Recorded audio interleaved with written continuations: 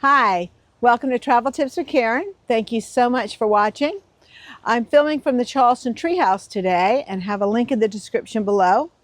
I have been to 79 countries and strive to book more of an authentic adventure without suffering creature comforts. Today I'm going to talk about my recent trip to Doha, Qatar. It is about a 13-hour flight from Philadelphia to Doha. Some travelers take an aspirin before long flights in an effort to reduce the risk of blood clots. You do need to stay hydrated and walk around as much as possible during the flight. The airlines usually have drinks and snacks in the galley during dark hours to grab and take back to your seat.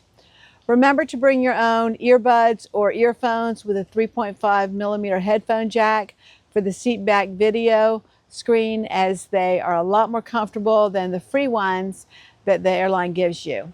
After your long flight, you'll arrive at Hamad International Airport.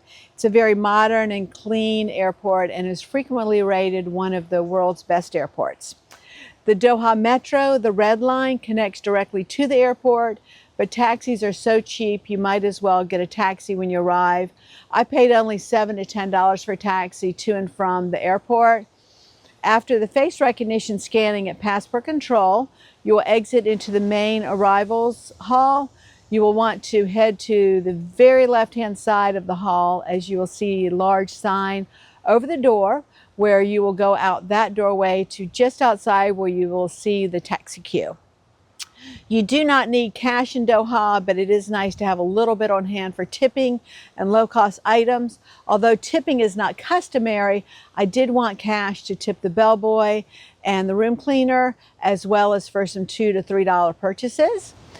Everyone takes credit cards in Qatar, though. When negotiating for souvenirs, they will give you a better price for purchases in the souk, which is the marketplace, if you're paying in cash. One of the first things you'll want to do after booking a trip to Qatar is choose where you want to stay.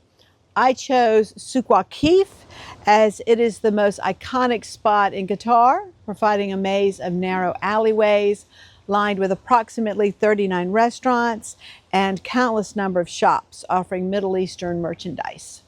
Another option is Pearl Island, which is an artificial island about 1.5 square miles. It's very affluent and often referred to as the Arabian Riviera. It has a marina-style atmosphere with high-end shops and dining. And then another option is Corniche, which is a crescent-shaped waterfront promenade that overlooks the city. It is a skyscraper paradise filled with lights, glitz, and glamour. It is also the financial center. And then, of course, for shorter stays, they do have a large selection of hotels close to the airport, but honestly, with the price of taxis being so cheap, there's no sense in staying close and missing out on the beauty that is Doha. Even the shopping malls are sensory overload in the best way. I chose to stay in the market area because I like the idea of not having to eat at a hotel and having so many restaurants and shopping options just steps from the front door of my hotel. More of an ethnic feel than a metropolitan feel. I recommend downloading a currency converter app on your phone. This is the one I chose and found it indispensable during my trip. One important bit of advice I can give you is to look at the calendar and see when Ramadan is. I did not realize that Ramadan moves up 10 to 12 days earlier every year.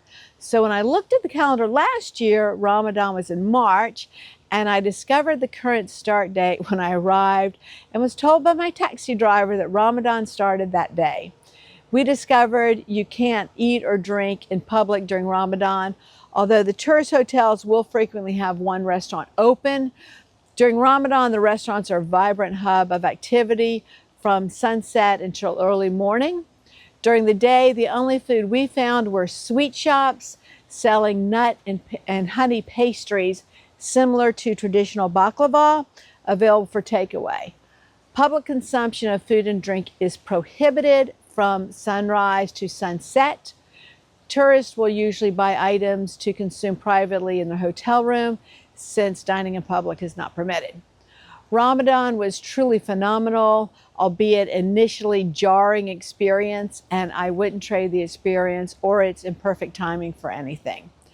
I stayed in 2 junior suites during my stay. The first one was the NAJ, N-A-J-D, which was probably my favorite due to location. It's a very small hotel with all the shops and restaurants right outside the front door, yet quiet at the same time.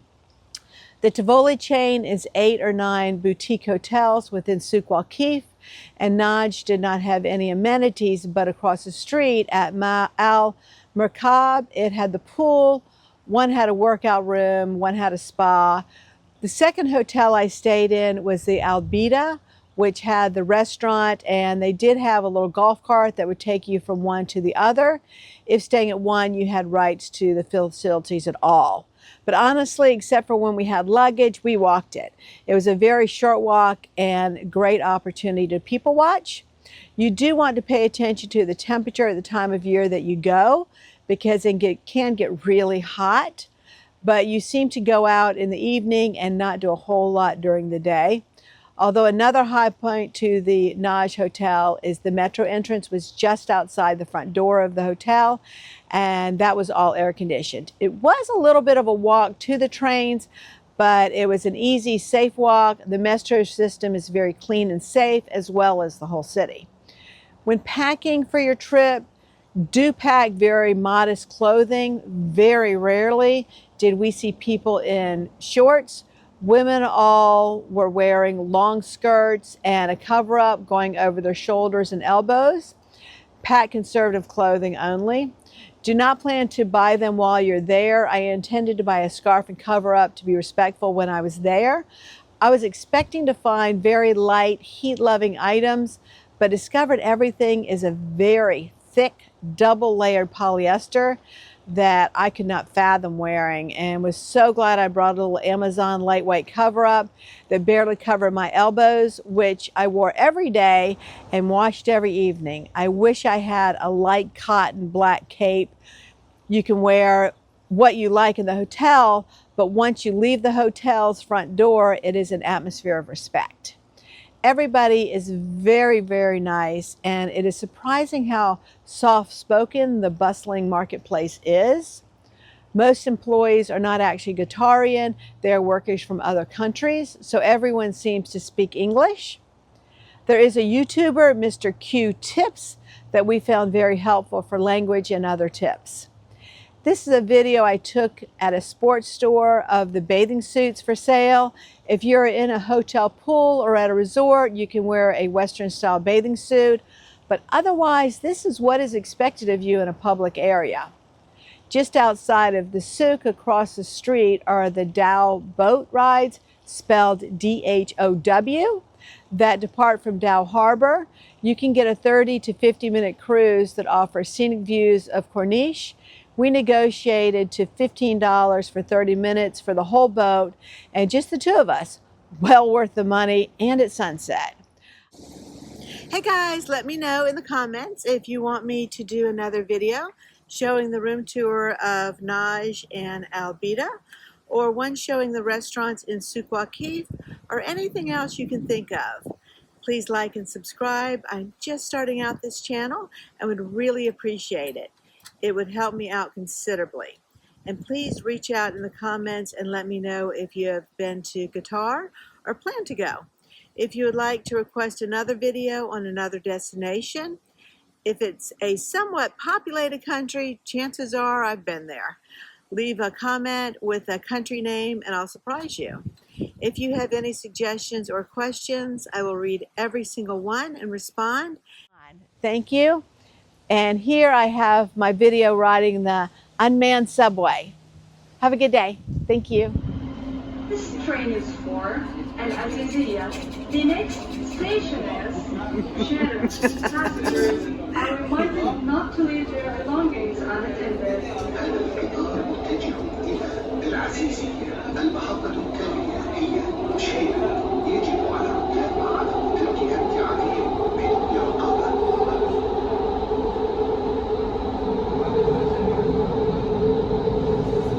Unmanned train, so you can sit in the front or the back because there's nobody on it but passengers.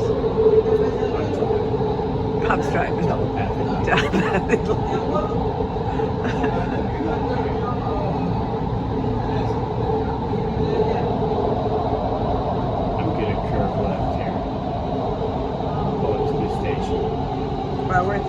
exit, aren't we? Okay, time to get off. Change planes. Change trains. That was great. This station is Intto. Change here for the red line and the green line. That's هذه it. محطة هي مشيرة. التبديل من هنا إلى الخط الأحمر والخط الأخضر.